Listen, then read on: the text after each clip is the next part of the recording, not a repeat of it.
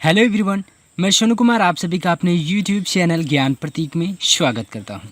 दोस्तों, आज से यूपीपी की क्लास स्टार्ट हो गई है, जिसमें मैं शाम को दिल्ली उत्तर प्रदेश पुलिस के एग्ज़ाम में पूछे जाने वाले क्वेश्चंस और प्रीव्यू ईयर के पूछे गए सभी प्रश्नों को हल कराऊंगा। तो आपसे रिक्वेस्ट है कि मेरे आने वाली हर वीडियो आप लोग ज़रूर देखिएगा। और दोस्तों, हमारा टारगेट रहेगा यूपीपी 2020-21। तो चलिए स्टार्ट करते हैं। दोस्तों, स्टार्ट होने से पहले आपसे रिक्वेस्ट है कि आपने हमारे इस चैनल को सब्सक्राइब नहीं किया है तो प्लीज़ चैनल को सब्सक्राइब कर दीजिए, ताकि आने वाले वीडियो की हर नोटिफिकेशन आपको समय समय पर मिलती रहे। चलिए शुरुआत करते हैं। चलिए, यहाँ पे हमारा पहला क्वेश्चन रहा कि निम्न में से कौन सा एक देश सार्क का सदस्य नहीं है। ठीक है, निम्न में से कौन सा एक देश सार्क का सदस्य नहीं है। तो उसका राइट आंसर क्या है दोस्तों, बताइए। तो उसका राइट आंसर है दोस्तों ऑप्शन बी, म्यांमार। ठीक है दोस्तों, इसमें से जो म्यांमार कंट्री है ये सार्क का सदस्य नहीं है। ठीक है, सार्क का ये सदस्य नहीं है। यहाँ पे सार्क शब्द आया है तो मैं आपको यहाँ पे सार्क के बारे में कुछ जानकारी दे रहा हूँ। तो यहाँ पे देख लीजिए, जो सार्क होता है इसका SAARC। ठीक है, SAARC इसका फुल फॉर्म होता है साउथ। ठीक है, साउथ एसोसिएशन ऑफ रीजनल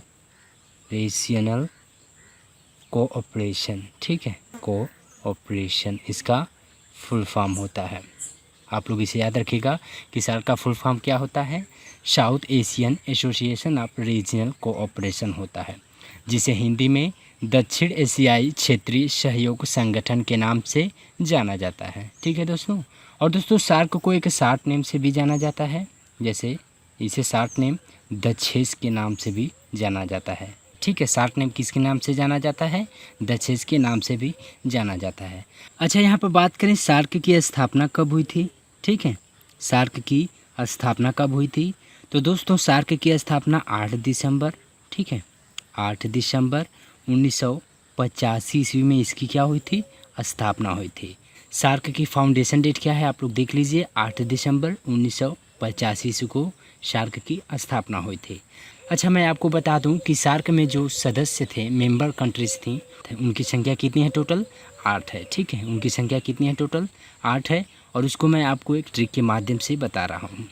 एक ट्रिक है दोस्तों, आप लोग सुनी होगी या आप लोगों ने देखी होगी, AMBBS पिन। ठीक है, AMBBS पिन। इसमें जो 8 कंट्रीज़ हैं उनका नेम वर्णित है, मैं आपको दिखा दे रहा हूँ। ए से अफ़गानिस्तान। ठीक है, ए से अफ़गानिस्तान,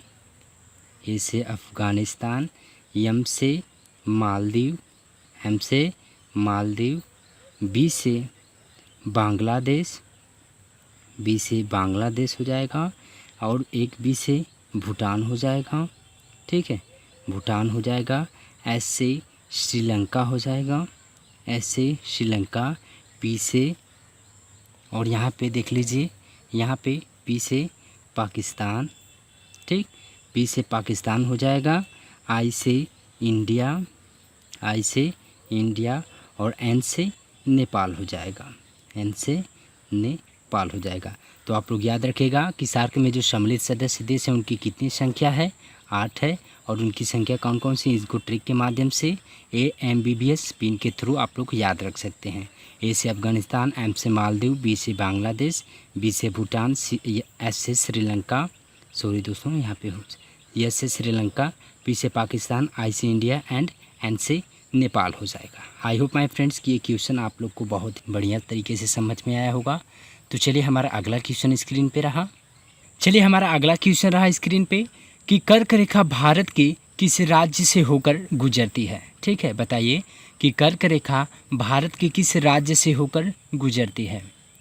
तो इसका राइट आंसर हो जाएगा दोस्तों ऑप्शन डी, राजस्थान। ठीक है दोस्तों, जो कर्क रेखा होती है वो भारत के निम्न में से इस ऑप्शन में से राजस्थान स्टेट से होकर गुजरती है। अच्छा, यहाँ पे बात करें कर्क रेखा की, तो दोस्तों जो कर्क रेखा होती है ये भारत के 8, ठीक है, ये भारत के 8 स्टेट से होकर गुजरती है। कर्क रेखा भारत के कितने राज्य से होकर गुजरती है, 8 राज्य से होकर गुजरती है। आप लोग इसे याद रखेगा। यदि देश की बात करें कितने देश से होकर गुजरती है पूरे विश्व में, तो आप लोग बताएंगे 18 देश। ठीक है। यदि कंट्री की बात करें कितने कंट्री से होकर गुजरती है, तो 18 कंट्री से। यदि भारत में पूछे कि कितने राज्य से होकर गुजरती है, तो 8 राज्य से होकर गुजरती है। चलिए मैं आपको बता दूं कि कौन कौन से वो राज्य हैं। एक ट्रिक के माध्यम से मैं आपको बताऊंगा, तो प्लीज़ आप लोग इसे ध्यान से देखिएगा। यहाँ पे ट्रिक है दोस्तों, आप लोग देख लीजिए कि मित्र का गुमराज बंगाल ने देखा, 36 झार से गुजरे भारत में कर्क रेखा। ठीक है। आप लोग इसे फिर से रिवाइज कर लीजिए कि मित्र का गुमराज बंगाल ने देखा, 36 झार से गुजरे भारत में कर्क रेखा। अब इसे आप लोग देख लीजिए। यहाँ पे मी से मिजोरम हो जाएगा, त्र से त्रिपुरा, गु से गुजरात, म से मध्य प्रदेश, राज से राजस्थान, बंगाल से यहाँ पे बंगाल ही हो जाएगा, 36 से छत्तीसगढ़ और झार से झारखंड हो जाएगा। ठीक है। आप लोग इसे फिर से रिवाइज कर लीजिए कि मित्र का गुमराज बंगाल ने देखा, 36 झार से गुजरे भारत में कर्क रेखा। ठीक है। जो कर्क रेखा होती है भारत के 8 स्टेट से होकर गुजरती है, और वो स्टेट हैं मी से मिज़ोरम, त्र से त्रिपुरा, गु से गुजरात, म से मध्य प्रदेश, राज्य से राजस्थान, बंगाल से बंगाल, छत्तीस से छत्तीसगढ़ और झार से Jharkhand. I hope my friends कि ये ट्रिक आपको समझ में आई होगी। तो चलिए हमारा अगला क्वेश्चन रहा स्क्रीन पे कि निम्न में से कब छत्तीसगढ़ उत्तर प्रदेश राज्य से अलग हुआ। ठीक है। निम्न में से कब छत्तीसगढ़ उत्तर प्रदेश राज्य से अलग हुआ, इसको सोचकर बताइए दोस्तों। दूसरे पिछले एग्जामों में कई बार पूछा गया है कि निम्न में से कब छत्तीसगढ़ उत्तर प्रदेश राज्य से अलग हुआ। तो इसका राइट आंसर है दोस्तों ऑप्शन ए। ठीक है। ऑप्शन ए 1 नवंबर 2000 को ये क्या हुआ, छत्तीसगढ़ उत्तर प्रदेश राज्य से अलग हुआ था। चलिए मैं आपको इसको ट्रिक के माध्यम से आपको बता दूं कि यहाँ पे इसकी ट्रिक है दोस्तों कि 1 छतरी 9 उस्तरा 15 झाड़ू नवंबर 2000 में खरीदे गए हैं। यहाँ पे 2000 रहेगा दोस्तों कि 1 छतरी 9 उस्तरा 15 झाड़ू नवंबर 2000 में खरीदे गए। यानी यहाँ पे याद कर लीजिए कि जो एक छतरी है, एक छतरी से छत्तीसगढ़ हो जाएगा, उस्तरा से उत्तराखंड हो जाएगा, झाड़ू से झारखंड हो जाएगा। और ये जो दोस्तों मंथ है और ईयर है ये तीनों के लिए कॉमन रहेगा। यानी कि 1 नवंबर, ठीक, 1 नवंबर 2000 को कौन सा राज्य अलग हुआ था। यानी 1 नवंबर 2000 को कौन अलग हुआ था, छत्तीसगढ़। ठीक है। छत्तीसगढ़ अलग हुआ था। और यहाँ पे 9 नवंबर 2000 को कौन अलग हुआ था, 9 नवंबर 2000 को उत्तराखंड अलग हुआ था, उत्तराखंड अलग हुआ था। और 15 नवंबर, ठीक है, 15 नवंबर 2000 को कौन अलग हुआ था, झारखंड हुआ था। झारखंड अलग हुआ था उत्तर प्रदेश से। ठीक है।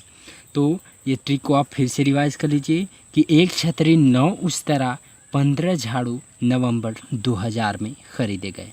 यानी छतरी मतलब छत्तीसगढ़, ठीक है, उस्तरा मतलब उत्तराखंड और झाड़ू मतलब झारखंड। यानी 1 नवंबर 2000 को छत्तीसगढ़ अलग हुआ था उत्तर प्रदेश से, 9 नवंबर 2000 को उत्तराखंड और 15 नवंबर 2000 को झारखंड अलग हुआ था। ठीक है दोस्तों। चलिए हमारा अगला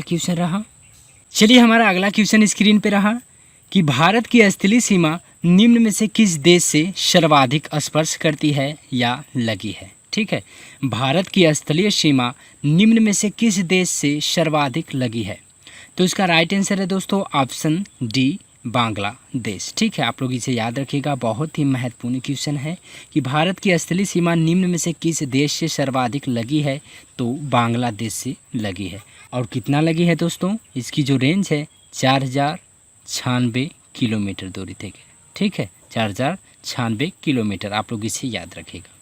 अब मैं आपको बता दूं कि जो स्थलीय सीमा है, ठीक है, जो स्थलीय सीमा है भारत से 7 देशों से मिलकर जुड़ी है। 7 देशों से क्या है, ये जुड़ी है।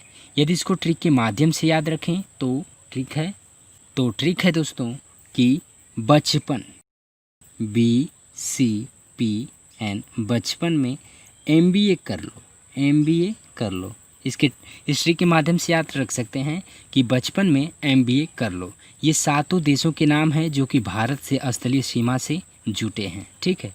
यहाँ से 20 से देख लीजिए, 20 से यहाँ से हो जाएगा बांग्लादेश। ठीक है। बी से बांग्लादेश हो जाएगा, और सी से चीन हो जाएगा या चाइना कह सकते हैं, चाइना हो जाएगा, और पी से क्या हो जाएगा, पाकिस्तान हो जाएगा। ठीक है, पी से पाकिस्तान हो जाएगा, एन से नेपाल हो जाएगा, एन से नेपाल हो जाएगा, एम से म्यांमार हो जाएगा, एम से म्यांमार हो जाएगा, और बी से भूटान हो जाएगा, बी से भूटान, और ए से क्या हो जाएगा, अफ़गानिस्तान। ठीक है, अफ़गानिस्तान, इसे याद रखिएगा। यानी भारत से जो स्थलीय सीमा से जुटे देश हैं उनकी संख्या कितनी है, 7 है। ये भी याद रखिएगा कि 7 देश हैं, और सबसे सर्वाधिक सीमा जो जुटा है वो है बांग्लादेश। ठीक है, और कितनी इसकी रेंज है, 4096 किलोमीटर। इसे आप लोग याद रखिएगा। इसे आप लोग फिर से रिवाइज कर लीजिए कि BCPN MBA यानी बचपन में MBA कर लो। ठीक है, बचपन में MBA कर लो। बी से बांग्लादेश, सी से चाइना, पी से यानी पाकिस्तान, एन से नेपाल, एम से म्यांमार, बी से भूटान, और ए से अफ़गानिस्तान हो जाएगा। ठीक है दोस्तों, चलिए हमारा अगला क्वेश्चन रहा स्क्रीन पे। चलिए बताइए कि दुधवा राष्ट्रीय उद्यान भारत के किस राज्य में स्थित है। ठीक है, दुधवा राष्ट्रीय उद्यान भारत के किस राज्य में स्थित है। तो इसका राइट आंसर है दोस्तों ऑप्शन डी, उत्तर प्रदेश। ठीक है, उत्तर प्रदेश। दुधवा राष्ट्रीय उद्यान दोस्तों भारत के उत्तर प्रदेश राज्य में स्थित है। यदि बात करें उत्तर प्रदेश राज्य के किस जिले में स्थित है, कहाँ स्थित है, तो उत्तर प्रदेश के यूपी के किस जिले में है, यूपी के लखीमपुर ज़िले में है। ठीक है, यूपी के लखीमपुर ज़िले में है। इसे आप लोग याद रखेगा। ये दोस्तों यूपीपी के अलावा लगभग सभी प्रतियोगी परीक्षाओं में पूछा जा चुका है, जैसे कि NTPC हो गया, RRB हो गया, UPSI हो गया, इसी तरह अदर कॉम्पिटिटिव एग्ज़ाम में ज़रूर ये पूछा जा चुका है। ठीक है, चलिए हमारा अगला क्वेश्चन रहा दोस्तों। चलिए हमारा छठा क्वेश्चन है दोस्तों कि यूपी में सर्वाधिक कौन सी भाषा बोली जाती है। ठीक है, उत्तर प्रदेश में सर्वाधिक कौन सी भाषा बोली जाती है। तो इसका राइट आंसर है दोस्तों, आप लोग बताइए इसका राइट आंसर क्या है। तो इसका राइट आंसर है दोस्तों ऑप्शन बी, अवधी। ठीक है, यूपी में जो सबसे अधिक भाषा बोली जाती है वो अवधी भाषा ही बोली जाती है। ठीक है, आप लोग इसे याद रखिएगा। यदि कम की बात करें तो कम मात्रा में सबसे जो कम बोली जाती है यूपी में बघेली भाषा कम बोली जाती है, और ये जो होती है ये अधिक बोली जाती है। ठीक है, ये अधिक बोली जाती है और ये कम बोली जाती है। कहाँ, यूपी में। यूपी में सबसे अधिक कौन सी भाषा बोली जाती है, अवधी। और डी की बात करें बघेली की, तो बघेली जो भाषा होती है यूपी में सबसे कम बोली जाती है। चलिए हमारा अगला क्वेश्चन रहा दोस्तों। चलिए दोस्तों हमारा 7वां क्वेश्चन है कि उत्तर प्रदेश में परिक्रमा मेला कहाँ लगता है। ठीक है, यूपी में परिक्रमा मेला कहाँ लगता है। तो इसका राइट आंसर है दोस्तों ऑप्शन बी, अयोध्या। ठीक है, यूपी में जो परिक्रमा मेला लगता है वो अयोध्या में लगता है। आप लोग इसे याद रखिएगा। ठीक है, और अयोध्या की बात करें तो दोस्तों अयोध्या जो है श्री राम की जन्मभूमि मानी जाती है। आप लोग इसे याद रखिएगा। और सबसे इम्पोर्टेंट बात यह है दोस्तों कि अयोध्या कहाँ स्थित है, किस नदी पे स्थित है। ये पूछता है कि अयोध्या किस नदी के किनारे स्थित है। तो अयोध्या जो है ये सरयू नदी के किनारे स्थित है। ठीक है, आप लोग इसे याद रखिएगा कि अयोध्या किस नदी के किनारे स्थित है, सरयू नदी के किनारे स्थित है। चलिए दोस्तों आज के लिए बस इतना ही। आई होप माय फ्रेंड्स कि ये सभी जो क्वेश्चंस थे आप लोग को समझ में आया होगा। तो चलिए अब हम मिलेंगे अगले वीडियो में। और दोस्तों आप लोगों से रिक्वेस्ट है कि मेरे आने वाली अगली वीडियो पार्ट 2 की आप लोग उसे ज़रूर देखिएगा। तो चलिए, जय हिंद, जय भारत।